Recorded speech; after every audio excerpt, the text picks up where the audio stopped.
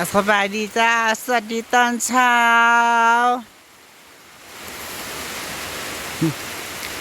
พอมาแต่ตลาดพี่น้องฝนตกนำลงมาอีกจ้าฝนตกกลางทางเนาะเบิ่งท่าแรกอาจสิปล่อยลิ้นเนาะลิ้นปล่อยนะคะมื้อนี้เป็นมื้อสังฆทานที่วัดเนาะแล้วมันสิอันนี้บ่ล่ะมันสิหยุดให้อยู่บ่ล่ะพี่น้องเบิ่งท้องฟ้าติล่ะไม่ได้ตกบ่ตกบดมือจากปล่อยทั้งวัน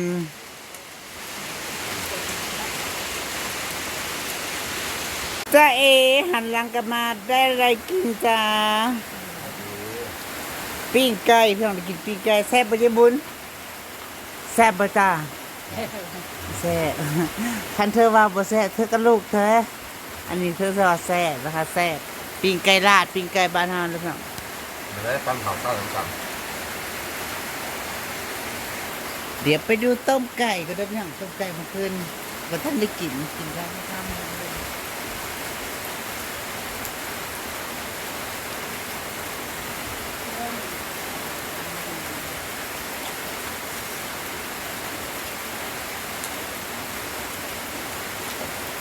คนโต๊ะขึ้นพี่น้องแล้วพวกนั้นโต๊ะแบบไม่บอกเลย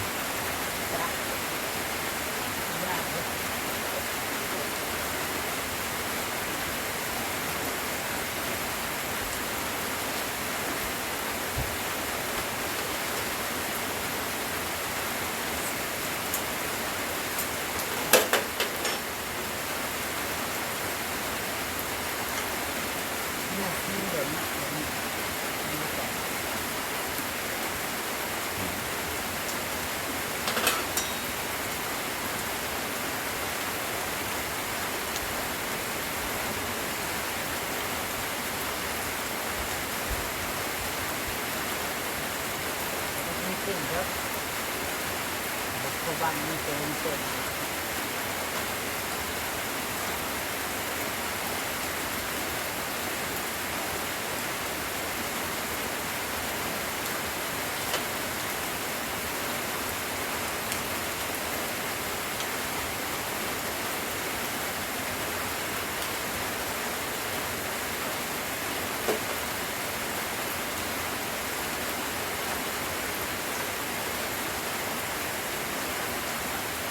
ตอนออกมา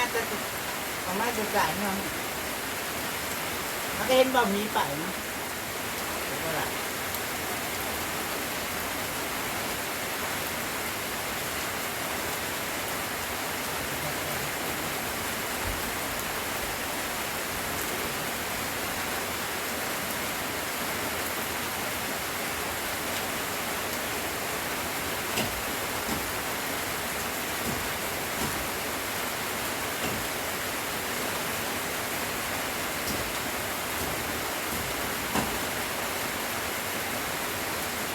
แม่บุญจะเลี้ยงวัววันนี้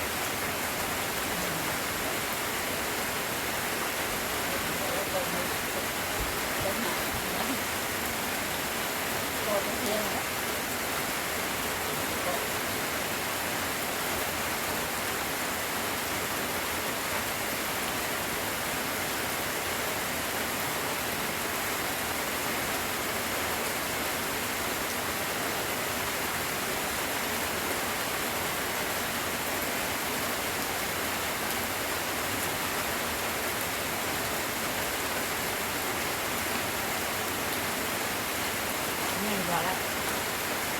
มาเดี๋ยวไปเดี๋ยวอยากออกมา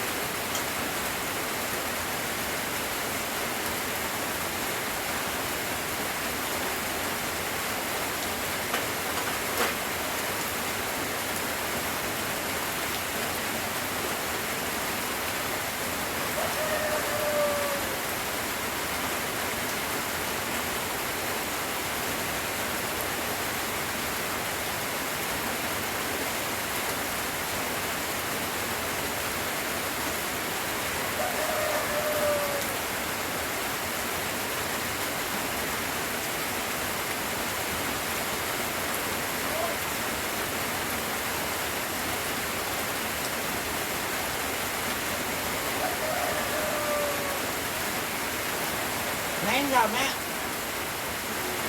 ยะ เจ้าอย่างเลยเนี่ย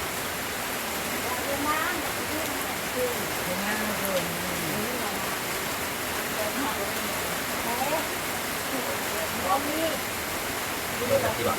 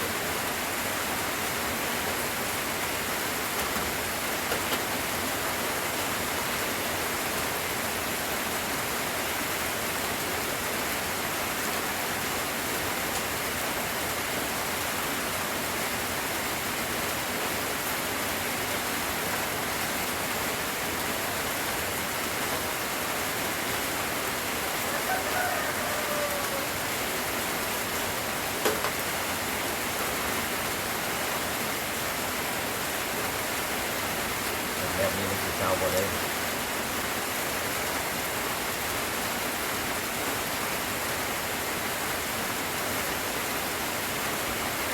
ถ้ามันตกแทนมันของเจ้า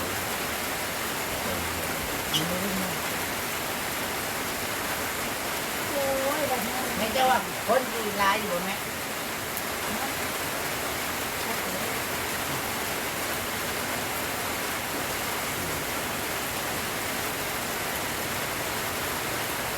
มันตกเป็นเจ้า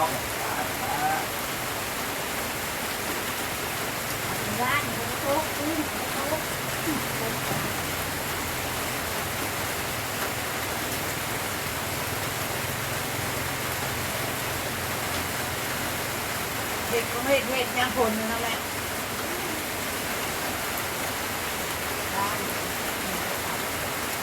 แต่ก็ได้ยังคนมันก็พ้นโลก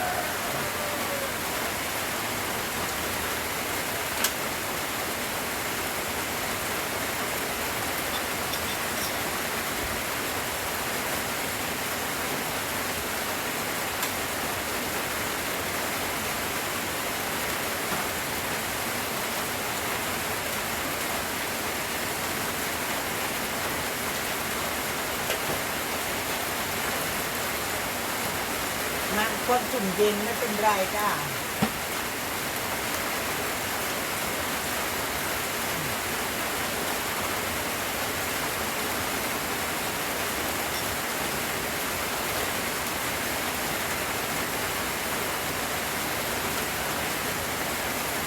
รู้ทำไมรู้ทำไม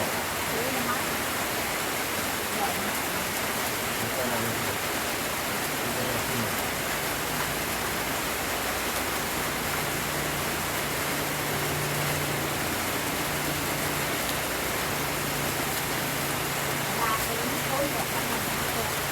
คนกำลังวางไป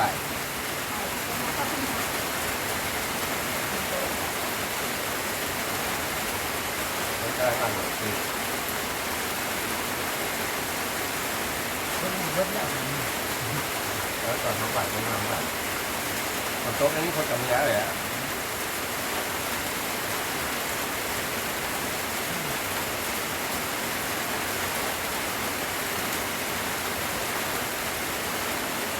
วันเดียวเชื่อมันคือเนามันจะตก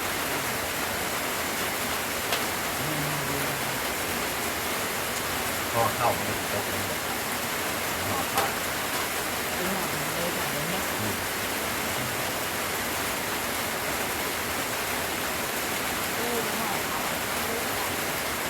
เราคือลืมแล้วห่อเข้า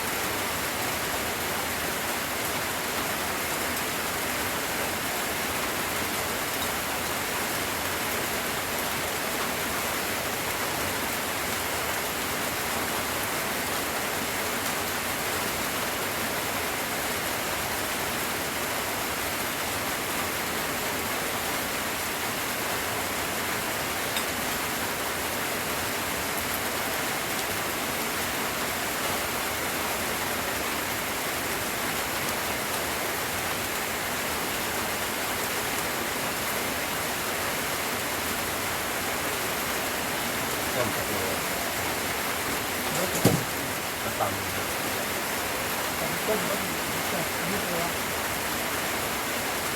เอาทิ้งเอาทิ้งเอาทิ้งก็ได้เลยต้มแล้ว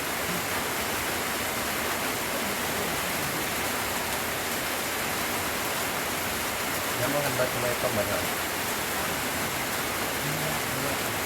ต้มมันเหนื่อย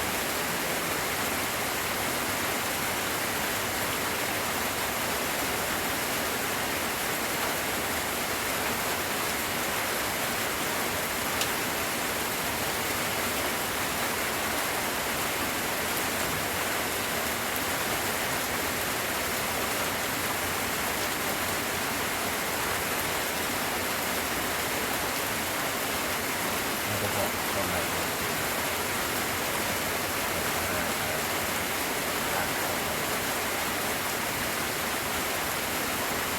ไปแล้ว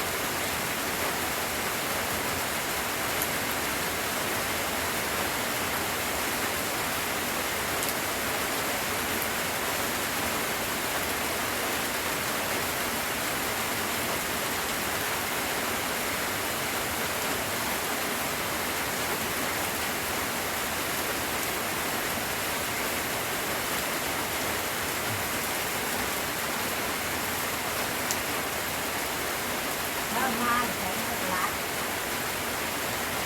มีคนได้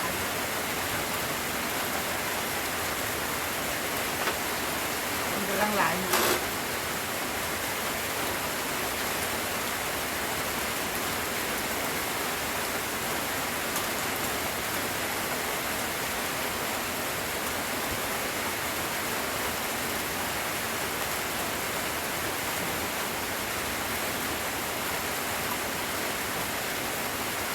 เรียนจามันแล้วภาษาก็ได้จ้า